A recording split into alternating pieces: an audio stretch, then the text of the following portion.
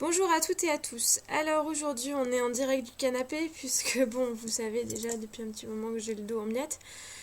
Donc désolé pour l'arrière-plan, vous aurez mon superbe clic-clac avec le magnifique châle de ma tata pour présenter une petite vidéo qui me tient quand même à cœur et que j'ai voulu faire malgré tout, qui est une vidéo de la présentation du dernier tarot que je viens de recevoir, qui est le fameux tarot noir. Alors, je vous montre un petit peu le superbe packaging.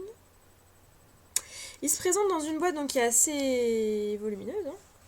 J'ai pas beaucoup de recul, mais par rapport à moi, ça fait un peu tada. Et c'est très juste prix. Alors, en parlant du juste prix, justement, ça coûte à peu près une trentaine d'euros sur Amazon. Moi, je l'ai vu à peu près aux alentours de 28, quelque chose comme ça. Alors, c'est une boîte qui est assez volumineuse au niveau du poids. Qui est assez lourde.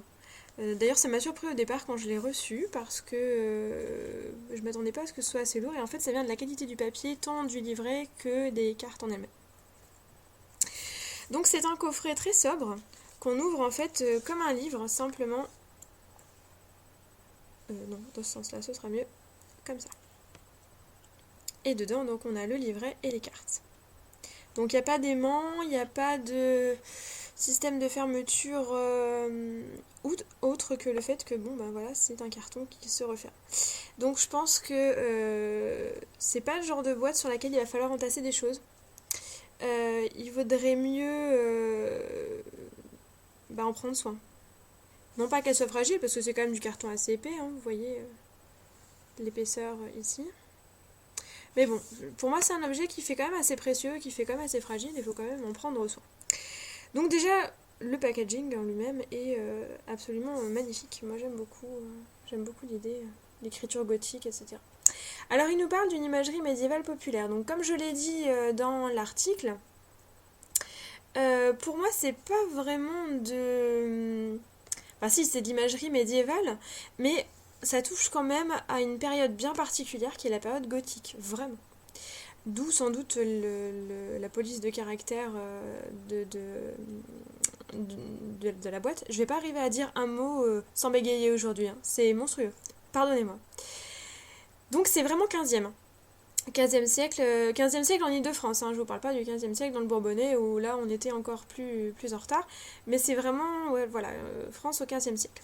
Alors on va commencer par le livret, puis on regardera les cartes après parce que déjà j'aime bien le suspense, et puis ensuite parce que je voulais vous montrer le livret. Alors le livret c'est la chose que j'ai regardée en dernier, personnellement, parce que j'aime bien m'imprégner des cartes avant. J'aime bien les regarder, les toucher, dormir avec en les mettant sous mon oreiller, les sentir, les écouter un peu crisser sous mes doigts, enfin tout ce genre de choses là. Donc généralement je me tourne toujours vers le livret en dernier. Donc celui-là je l'ai regardé hier soir et j'ai été très surprise en fait. Alors déjà je l'avais feuilleté par curiosité. Ce que j'aime c'est qu'il est écrit, comme vous le voyez, hein, comme je vous l'avais dit. Alors, le papier est très glacé, donc au niveau vidéo, ça va être très sympa à prendre. Voilà. Il est écrit en jaune doré sur fond noir. Alors moi, j'adore. Je trouve ça très classe, très précieux. Et l'arcane décrite est représentée en couleur. Ça, c'est assez rare dans les livrets, pour être souligné. Et elle est représentée vraiment dans un format, je crois, qui est légèrement supérieur à... ou égal, je vérifie. Qui est légèrement supérieur, j'avais raison. Au format de la carte en elle-même. Donc un livret pas très épais, je vous montre, qui est broché et qui a des pages glacées qui expliquent un peu le poids. Malgré son manque d'épaisseur, il est quand même très lourd. Alors là où j'ai été surprise avec ce livret, c'est qu'on ne nous présente pas, contrairement aux autres livrets qu'on voit d'habitude, faut que j'arrête de répéter le mot livret, c'est chiant, qu'on nous présente d'habitude avec les tarots, ils ne nous présentent pas les interprétations des cartes. Là, les auteurs partent clairement du principe que vous connaissez les tarots, que vous savez ce que ça veut dire, et qu'ils n'ont pas besoin d'en rajouter une couche supplémentaire. Donc, en fait, c'est un livret iconographique et historiographique. Il y a une vraie grosse recherche Icono qui a été faite là-dessus, donc par la conceptrice qui s'appelle Justine Ternel. Donc on sent qu'elle a vraiment fait une recherche très poussée sur l'iconographie médiévale, sur les personnages médiévaux, sur vraiment l'univers dans lequel elle a voulu baser son jeu. Et il y a un gros boulot aussi au niveau de l'illustrateur qui s'appelle Mathieu Acquier, et qui lui a fait un travail qui se rapproche vraiment du romantisme noir. Alors c'est pour ça que j'ai tendance à trouver ce jeu un peu ambivalent, parce que son historique est très 15e, très gothique. Par contre, son iconographie, elle est plus, pour moi, axée sur le retour au gothique qui s'est opéré au 19e, pendant le mouvement romantique. Cette espèce de retour voilà, aux choses un peu macabres, aux choses un peu noires, toutes ces petites choses qui ont fait les romans un peu macabres. Ça me rappelle Edgar Allan Poe, ça me rappelle les tableaux de Caspar David Friedrich. C'est vraiment cet univers-là, pour moi. On en a dit qu'il était burtonien, oui, d'accord, parce que Burton, effectivement, s'est penché là-dessus, et que c'est la base de son boulot, donc forcément. Mais on retrouve aussi beaucoup d'influences d'artistes comme Eliane Blackmore, comme Karine M., que vous connaissez si vous avez lu Sur la piste des dragons oubliés, je vais y arriver, ou l'épouvantable encyclopédie des fantômes, enfin toutes ces œuvres-là qu'ils ont écrites.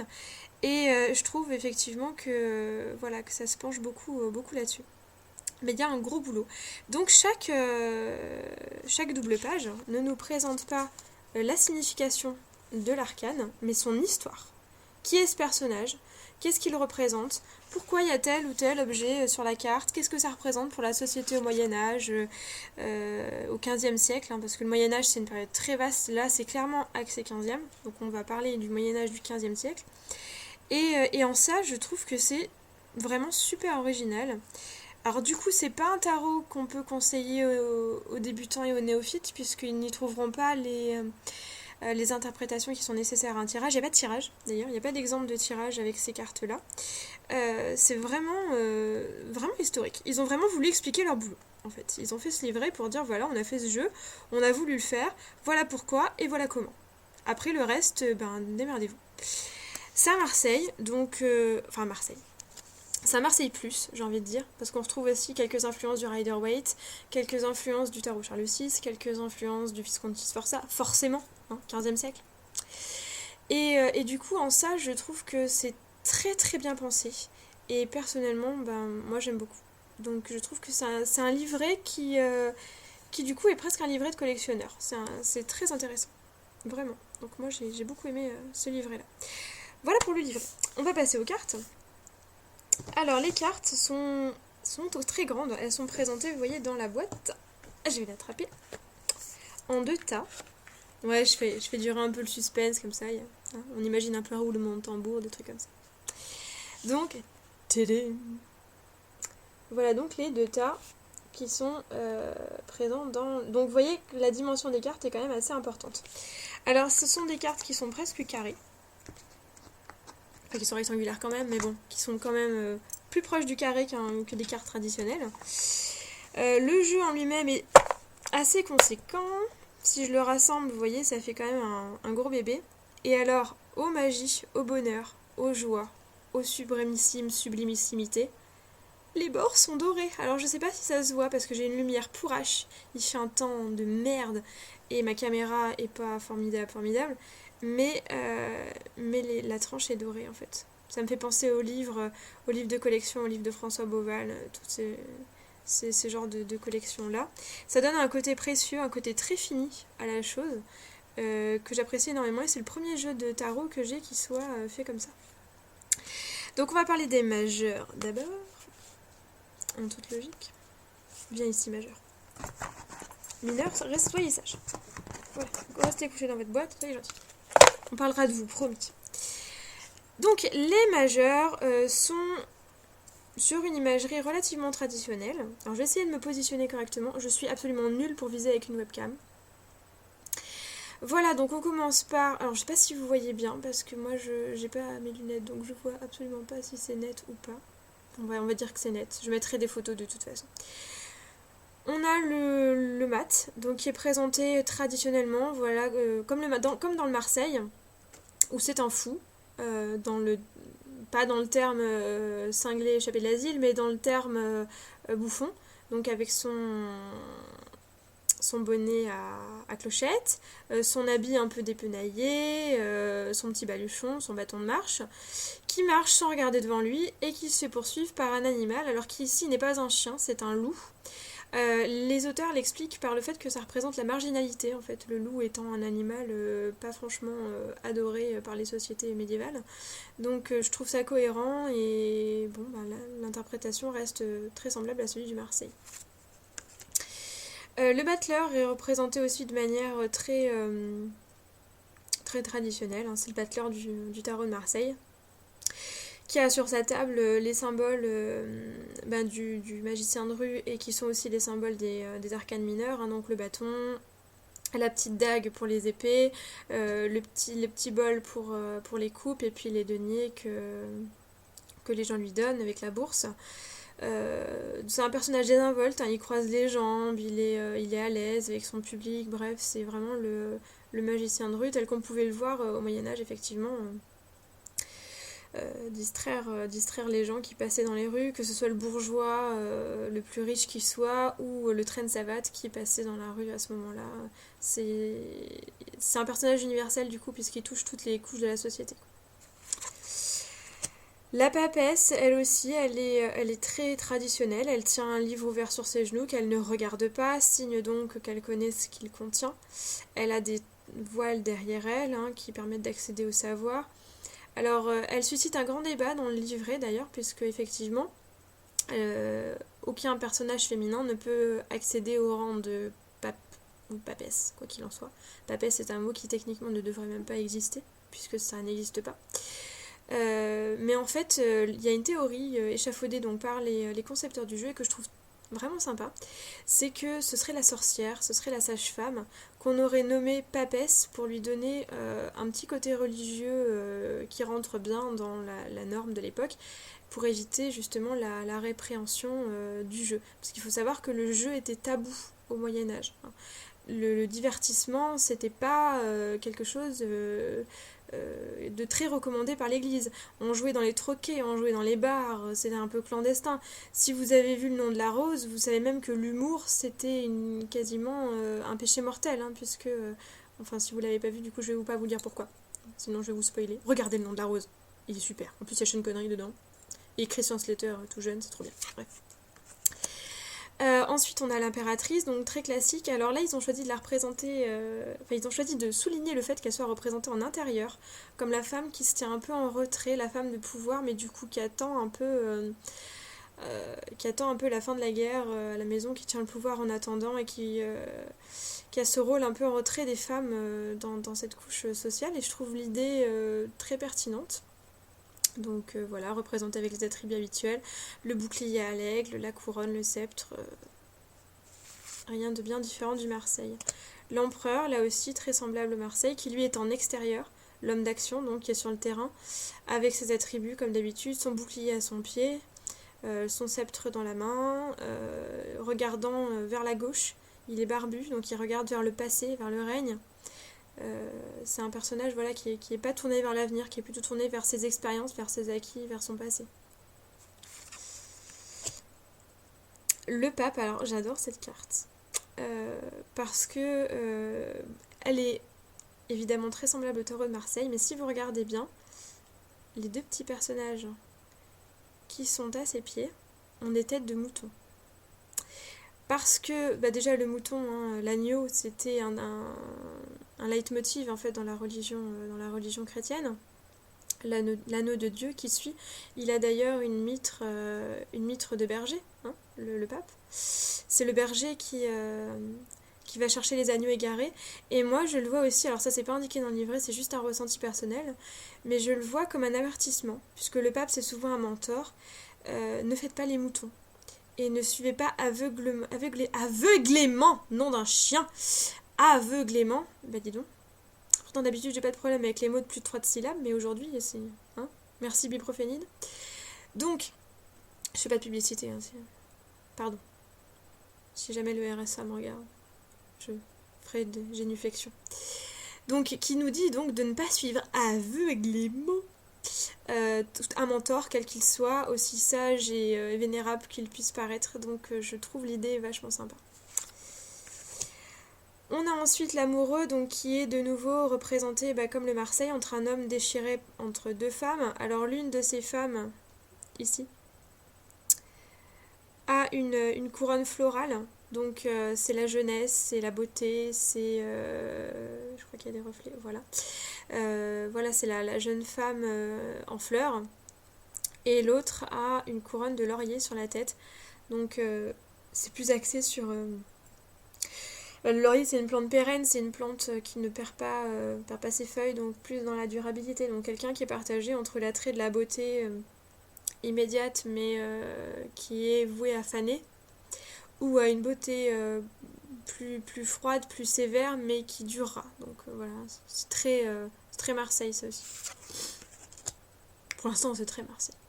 Le chariot, alors le chariot qui est assez rigolo, parce que les chevaux qui tirent le chariot ne sont pas attelés au chariot. On dirait qu'ils le tirent un peu comme par magie. Et ils ont des têtes presque humaines. Alors ils sont un peu flippants. Je sais pas si vous voyez, je vais vous le rapprocher un petit peu. Si vous voyez les têtes de chevaux.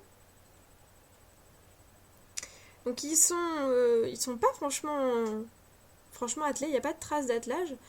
Ils tirent le chariot, mais on sait pas trop comment. J'aime bien cette idée-là de voir le cheval un peu comme un être surnaturel plus comme un guide en fait, qui emmène vers la victoire que comme une bête asservie qui va tirer bêtement un char parce qu'on lui donne des coups de fouet, quoi. Donc moi je l'interprète comme ça. Après là je vous livre vraiment que mes sensations à moi, puisque je vous dis le livret ne donne pas d'interprétation vraiment fondée. Voilà pour le chariot. La justice qui est très classique, encore une fois, donc un personnage couronné, puisque la justice est suprême, avec son glaive, avec sa balance. Alors elle n'a pas les yeux bandés. Donc là par contre c'est plus proche du tarot di Visconti Sforza, où la justice n'a pas les yeux bandés. Mais elle est très figée, elle est très...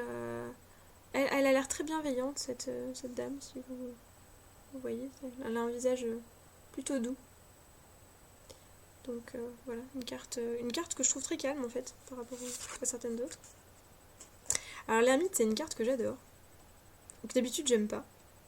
Déjà parce que je l'ai tirée beaucoup de fois dans ma vie et parce que au bout d'un moment, elle me sortait par tous les trous. Je sais pas si vous voyez bien. En fait, l'ermite, il tient une lanterne qui déchire les ténèbres, en fait. Les rayons noirs, c'est ce qui reste de l'obscurité. Donc c'est un personnage qui avance, qui est vêtu comme un moine, mais qui n'en est peut-être pas un, on ne sait pas. Il a une tonsure, mais ça peut venir aussi d'une calvitie.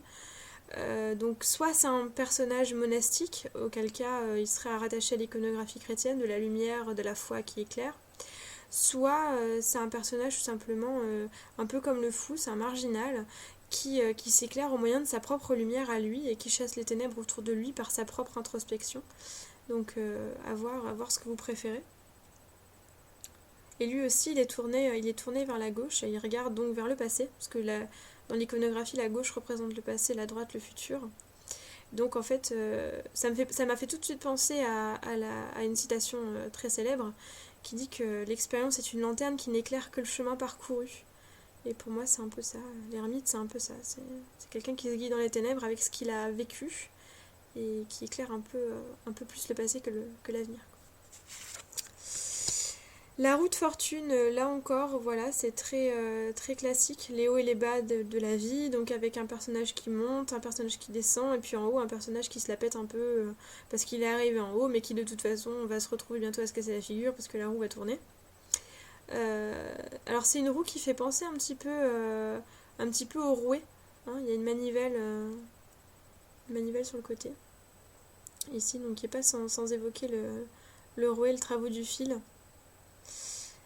Donc en ça, et elle a donc le nombre de rayons traditionnels qui est de 8, donc qui peut représenter aussi le cycle d'une année, du coup, avec les 4 saisons et les 4 intersaisons, qu'on appelle aussi les sabbats chez nous, les vilaines sorcières.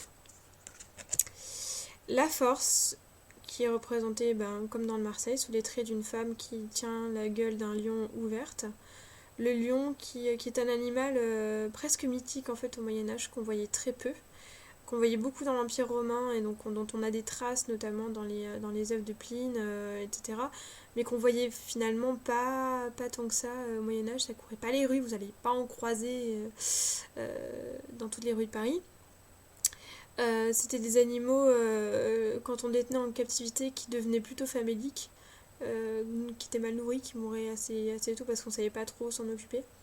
Donc c'est un animal qui avait presque acquis une notion de bienveillance, plus que de la férocité en fait qu'il avait chez les Romains. Donc la force, voilà, c'est celle qui domine la force et qui la rend bienveillante du coup par ce biais-là. Le lion est loin d'être très impressionnant, il est pas très grand. Bon, il a quand même l'air un peu chafouin, mais bon. On voit qu'elle a pas trop de mal à le maîtriser. Le pendu, alors le pendu, j'aime beaucoup aussi cette image parce qu'il est suspendu au-dessus d'un gouffre. Alors que d'habitude, bon, il est attaché à un arbre, toujours par le pied avec l'autre jambe qui forme une croix, les mains derrière le dos parce que bon, c'est un sacrifice en fait, il s'y est attaché lui-même, c'est pas. Puisque aucune trace médiévale n'atteste d'une torture ou d'une punition de cet acabit-là.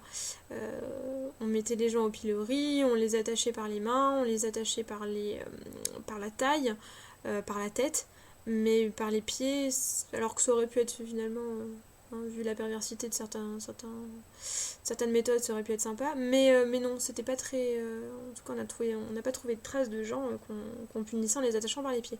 Donc là, c'est quelqu'un qui s'attache volontairement par le pied, qui se met dans une position inconfortable, pour changer de vue sur le monde, pour se sacrifier, pour le bien commun et surtout pour son bien à lui, pour faire une introspection et pour se retourner quoi.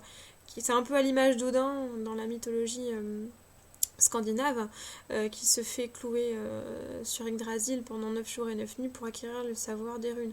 Donc ce jeune homme, il se met volontairement dans une position de faiblesse et d'inconfort pour acquérir un savoir et une vision des choses plus éclairée. Et le fait qu'il soit au-dessus d'un gouffre, ça rajoute encore à la précarité de sa situation, d'autant que il n'est pas attaché à un arbre, il est attaché à un bâton qui est posé un peu en équilibre sur deux arbres fourchus. Ça rajoute encore un petit peu plus. Il y a un coup de vent, le pauvre malheureux. On espère pour lui que le Mistral ne soufflera pas trop fort. La mort est très sympa aussi. Elle fauche des bras. C'est un peu Walking Dead quoi. Elle est habillée de haillons, elle a une grimace, elle est chafouine elle aussi. Et donc elle a pas de nom, comme dans le tarot de Marseille, on l'appelle la mort, c'est l'arcane sans nom, mais arcane sans nom, c'est long, déjà que j'ai du mal avec les mots de plus 3 syllabes, alors si je m'amuse avec les mots rallonges, on n'a pas fini. Donc elle est avec sa faux et elle ramasse ce qu'elle a semé. Donc c'est comme d'habitude, c'est le changement, le renouveau, on ramasse ce qu'on a semé et on va vers une renaissance, comme les bras qui sortent du sol quoi. La tempérance, encore très classique, un personnage ailé féminin, bipartite, donc divisé en deux couleurs, bleu et rouge, avec l'eau qui circule entre les deux peaux. Alors, je ne sais pas si vous allez bien voir, j'adore le mouvement de l'eau, je le trouve superbe, avec ses petites volutes. Et elle a le symbole de l'infini au-dessus de la tête, donc c'est un peu le mouvement perpétuel, finalement, et l'équilibre. J'en prends deux à la fois, Mémie. En plus, c'est ma préférée. Le diable. Alors, celle-là, c'est vraiment clairement ma préférée. Je l'adore. Déjà, le diable a une tête trop malsaine. Moi, je suis fan. Regardez la tronche qu'il a. Franchement, s'il est pas juste terrible, avec son sourire en coin, là, il est génial. Moi, j'adore. Enfin, même pas en coin. Alors, il a un gros ventre, il est tout joie, il balade des spectres comme des pantins au bout de ses bras. C'est vraiment, c'est vraiment une image que j'aime beaucoup, du diable manipulateur et en même temps le diable gai, le diable du sabbat en fait, tel qu'on le voyait au Moyen-Âge, qui faisait la fête toute la nuit avec les sorcières, dans une orgie de beuverie et de boostify sans fin. Donc voilà, j'aime beaucoup cette image-là, avec il traîne ses damnés avec un air de satisfaction un peu perverse. Et ouais, bon, je me rends compte que du coup, moi, je tourne un peu perverse aussi si j'aime cette carte, mais je le trouve vraiment très bien pensé et vraiment très bien fait. Et je trouve que l'artiste, dessinateur, a fait un boulot de dingue dessus. Enfin, c'est une carte que j'adore. La tour est très traditionnelle, on retrouve même les boules colorées. Alors, je sais pas si vous les voyez, hein. Elles sont rouges, jaunes, bleues, vertes dans le ciel. Je cadre mal, c'est dingue. Voilà. Donc toujours l'éclair divin qui frappe la foudre avec les deux personnages qui se cassent la figure. Hein. Donc voilà l'image traditionnelle du Marseille. La chute, la catastrophe, la fin de quelque chose. L'étoile, une carte que j'aime beaucoup aussi.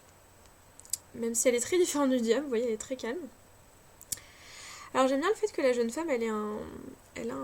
Je vais vous pointer pour que vous le voyez bien. Elle a un petit croissant de lune sur le front. Ça m'a rappelé tout de suite les Dames d'Avalon de Marion Zimmer Bradley.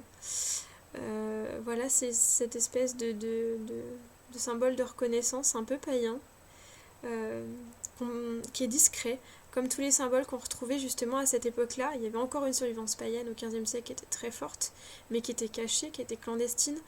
Si vous visitez des églises, vous regarderez à l'extérieur, souvent sous les toits. Il y a des petites avancées qui soutiennent les fins de charpente et qu'on appelle des modillons qui sont souvent sculptés et sur lesquels on peut retrouver des figures qui n'ont rien à faire dans une église, des greenman notamment.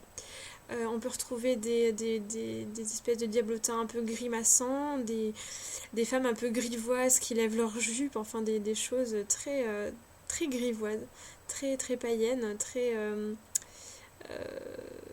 provocatrice en fait, et qui serait sans doute l'œuvre des maçons qui, eux, étaient encore pour certains païens et qui sculptaient la pierre de manière à faire ressurgir leurs croyances comme une sorte de petit coup de pied au cul dans l'invasion catholique, à l'extérieur, en hauteur, un peu caché, là où les frères qui déambulaient autour de l'église avec le visage rivé sur le sol n'iraient pas aller les voir en fait. Et donc c'est très intéressant.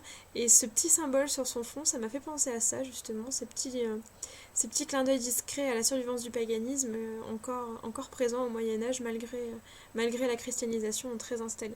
Elle a un corbeau aussi près d'elle, qui est une figure assez inhabituelle hein, sur la carte de l'étoile, qui est un peu le messager en fait, hein, le messager d'une nouvelle dont on ignore un petit peu si elle sera bonne ou mauvaise, mais qui sera plutôt bonne si on en juge par la carte. La lune, alors la lune très Marseille avec les deux chiens qui hurlent à la lune, le homard, ou la langouste de Cuba, comme on veut, qui est dans la mare au début, qui ose pas trop sortir parce qu'elle se dit mince alors je vais me faire bouffer. On va me changer en bisque. Et les deux tours de chaque côté, donc cette espèce de question d'indécision, de doute, de peur, de frayeur, d'intuition, que faire, où aller la nuit, je suis un peu perdue. Donc voilà, une carte très traditionnelle, mais j'aime beaucoup aussi la manière dont elle est traitée. Et les rayons de la lune, je sais pas si vous les voyez, je cadre, c'est magnifique. Non mais c'est magnifique, je me surprends, c'est fou. Voilà, et les deux chiens-loups qui ont des airs un peu terrifiants aussi. Le homard a l'air terrifié.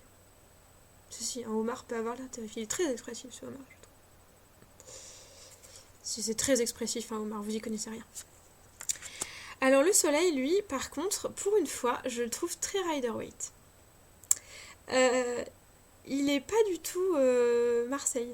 Hein, le Marseille, c'est deux petits enfants tout mignons qui jouent au soleil. Là, on a vraiment le cavalier du Rider-Waite qui est sous le soleil. Le soleil n'a pas l'air commode d'ailleurs. J'étais un peu surprise. Il a l'air de faire un peu la gueule.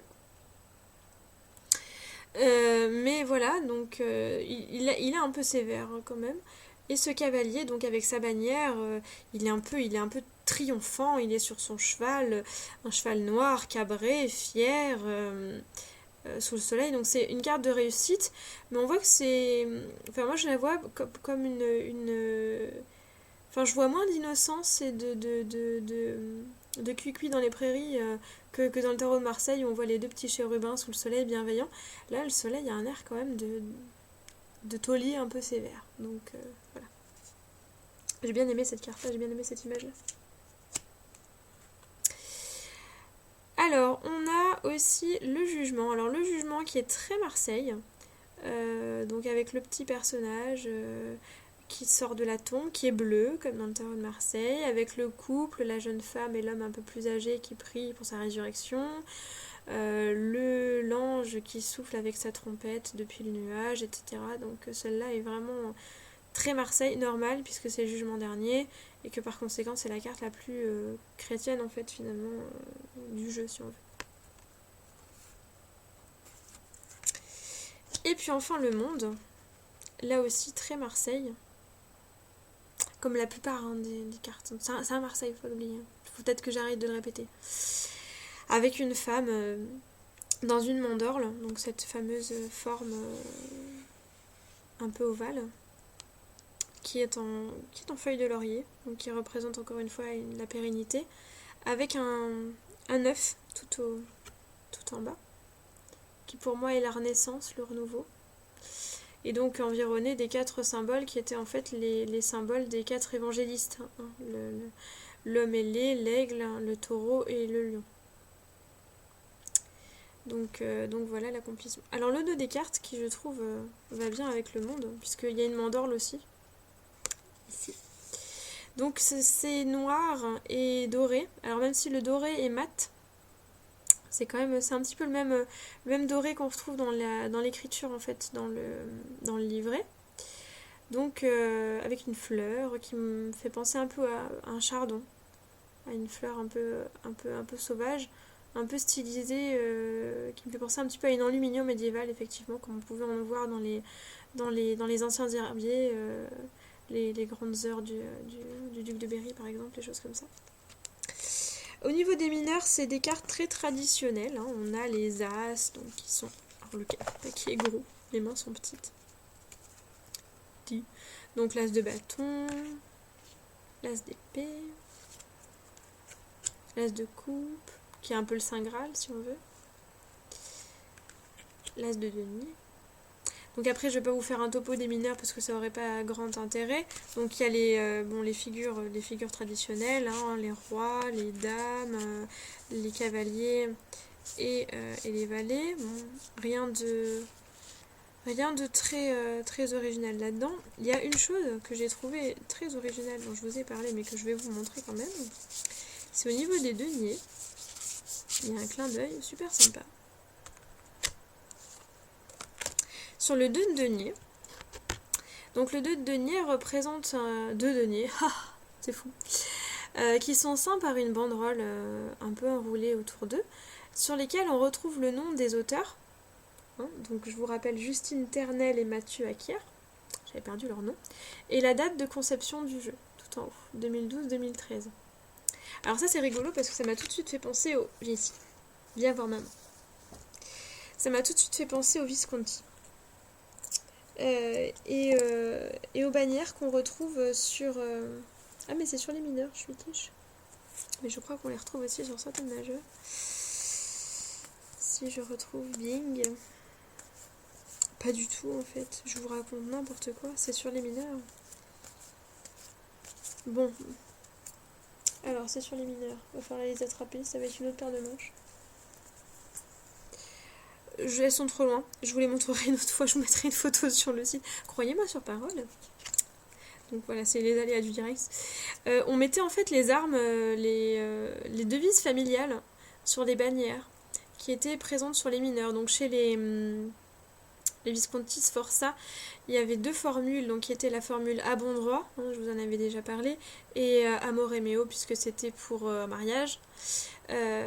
Donc j'ai trouvé ce petit clin d'œil très sympa et finalement très 15e, puisqu'ils ont voulu recréer un jeu du 15e siècle. Et en plus, je trouve que ça donne une certaine valeur au jeu, de le voir. Hein. Il est un peu signé et daté, si on veut. Et j'aime bien le fait que ce soit fait comme ça sur une mineure. Et sur le 2 de denier. Alors pourquoi avoir choisi le 2 de denier pour faire ça, j'en sais rien. Ils en ont pas parlé dans le livret, sauf si je suis complètement passée à côté, ce qui est un peu possible. Mais je ne crois pas. Je vais quand même vérifier. Puisqu'ils présentent en fait... Non, ils présentent juste les cartes comme ça. Non, ils en parlent pas.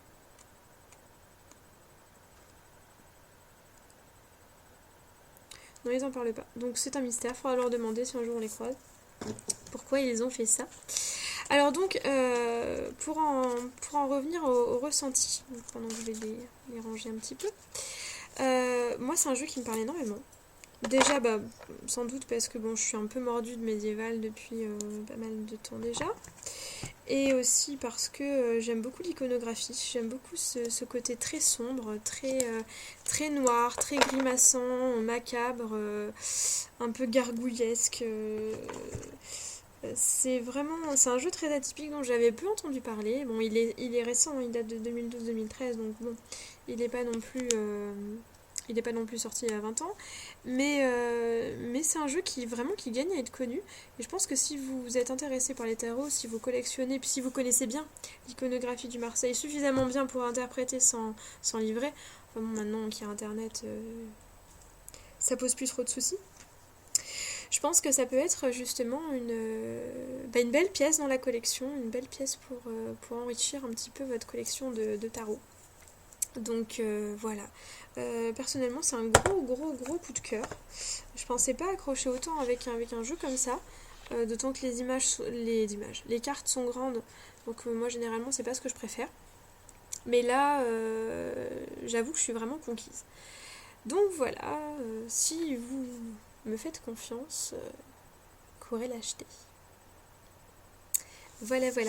Et ben on se retrouvera plus tard pour d'autres reviews, donc sur toujours des reviews de tarot. Je ferai un petit topo aussi de tous les tarots que je possède, histoire de voir s'il y en a certains qui vous intéressent plus que d'autres. N'hésitez pas si vous voulez une vidéo sur un sujet particulier à me la demander. Je ne mords pas et je me ferai un plaisir de le faire si jamais c'est dans mes compétences. Je vous remercie d'avoir écouté mon blabla et mon horrible voix et mon superbe arrière-plan. Et je vous dis à très bientôt pour de nouvelles aventures sur YouTube. Salut